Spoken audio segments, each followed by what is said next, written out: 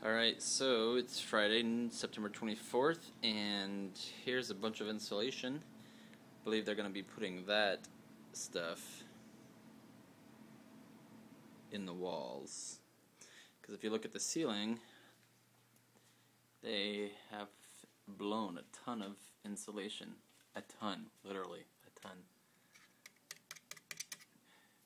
And all this foam in the between the rafters, so hopefully everything's done with the wiring, because there's no way to get back up there unless you peel it all off or tear it down or whatever. So it's all up in the ceilings. Came home and the door was open. I'm sure I thought it smelled like paint, but it's obviously this stuff. So they will probably be doing the drywall next week is what my guess.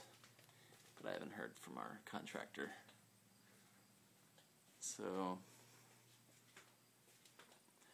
it's all up in the ceiling, and some of it's for sealing the I guess the side or the little corners, because it says seal.